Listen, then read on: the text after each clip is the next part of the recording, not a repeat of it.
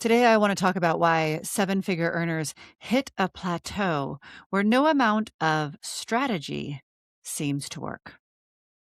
Hello, I'm Alara Sage, and I help multi six-figure and seven-figure leaders, visionaries who are outwardly successful but inwardly constrained. And something that isn't always understood or recognized in the entrepreneurship industry is our nervous systems.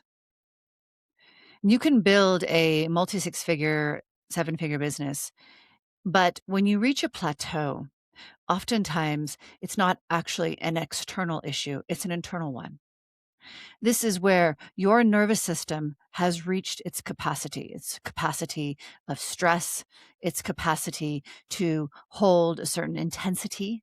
And this can often look like a feeling of unsafety, that angst, that anxiety, that it kind of creeps in those moments when you least expect it. Perhaps you're waking up at 3 a.m. in the morning feeling that angst or anxiety. Perhaps in those moments where you finally have a second of peace, of quiet, this feeling that at any moment the shoe may drop, or simply this constant feeling like you have to control everything and that you have to personally bear the weight, or else everything will collapse and fall apart.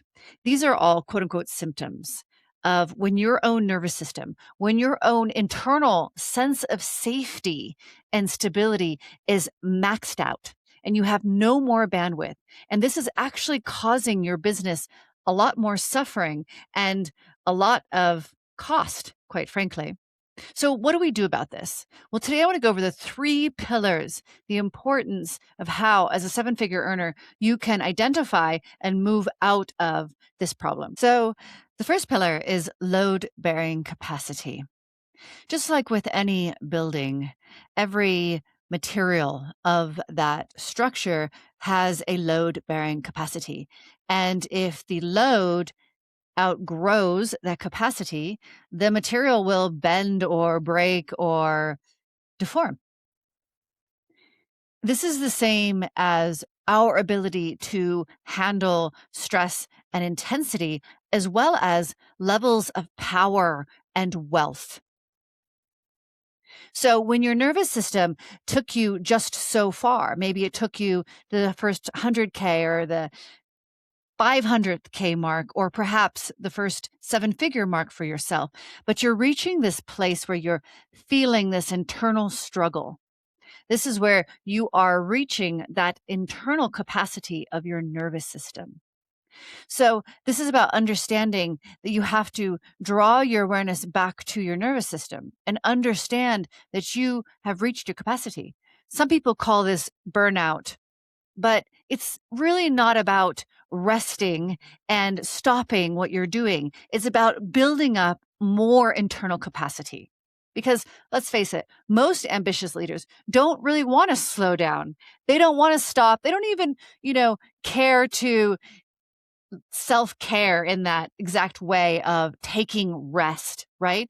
They love the movement. They love the ambition. They love their own fire and passion.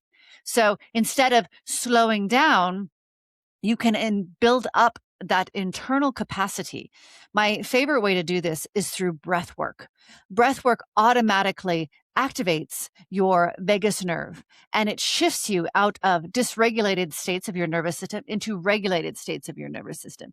So there's a variety of different types of breath work you can do out there. And there are other modalities in which to work with your nervous system. But if you're able to increase the vagal tone of your vagus nerve, you'll actually be able to handle more stress, more pressure, more things at one time, more wealth and more power without burnout, without feeling like you are on an edge, about to be pushed over, or everything is about to collapse. The second pillar is resource output.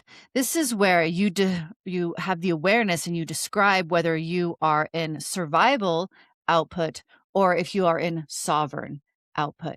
So this is how you are managing your reality, how you are showing up. So when you are in survival output, you are showing up reactive. And oftentimes fear, that fear of losing everything, that sense of unsafety deep within, is causing a sense of panic and is causing you to react to your environment. Again, this is associated very deeply with your nervous system and your ability to hold the present moment. Whereas sovereign output is strategic, it is calm, it is presence based, it is able to respond to the environment rather than act. So these two outputs, the first output, the survival output, is a waste of power and a waste of energy. You're constantly leaking energy and power. Again, this will drain you. This will feel like you can never quite catch up, whether that's your sleep or your work. You're always super busy and oftentimes are hiding behind that busy badge, that productivity badge, as a false sense of success. Where sovereign output doesn't need to be busy to prove its worth and instead seeks to be able to be fully present to every single thing that that leader does with spaciousness and the ability to hone in on that moment fully with all of one's focus and all of one's presence. So that quality of your energy, quality of your time takes over the quantity. And of course, just like with anything, when you put out quality, you get back quality. When you put out low quality, high quantity, that's what you get back. And the third pillar is the stability glitch. And this is probably the one that is least recognized because we're taught that if we have plenty of money, if we create the seven-figure businesses, we will be financially free and we will be stable and secure. But most seven-figure earners don't actually feel that way. So why is that? It really comes down to the first 7 years of your life and whether you felt safe as a child. Those first 7 years of your life either ingrained a sense of safety, stability, love, or a sense of unsafety, instability, and perhaps a lack of love or a performance for love. And you feel this very much when you believe that it's never quite enough, right? You just need more and you just need more. It doesn't really actually matter how much money you have in your bank account. It doesn't matter how successful your business appears on the external. There's still an underlying hum. It's oftentimes very quiet in the background beneath all of the layers of the perceived reality. But it says, I'm not safe. It says, at any moment, this could collapse. It says that I just need a little bit more. And this is again coming from an internal sense of safety. So here we rewrite the identity around safety. And you learn to identify as safety regardless of what is happening in your physical reality. This is also very powerful as the physical reality fluctuates, the markets fluctuate, business cycles fluctuate. If you as a leader can hold an internal presence of safety and stability, that's going to anchor your business through the movement and the chaos and the fluctuations much easier and fluid.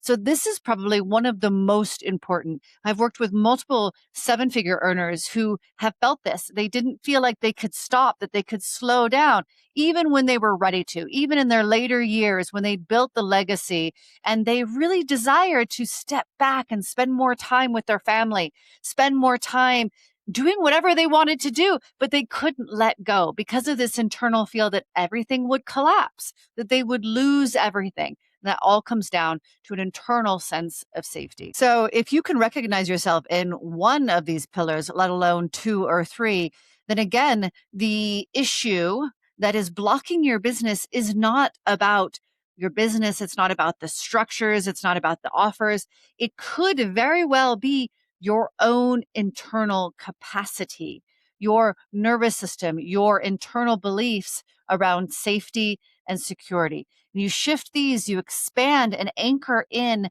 these belief structures of safety, stability, shift your nervous system into a higher capacity, a capacity of your nervous system where it stays regulated regardless of your levels of stress, regardless of how much money is in the bank, regardless of the success of your business. Now you become truly the most important and impactful leader in the room.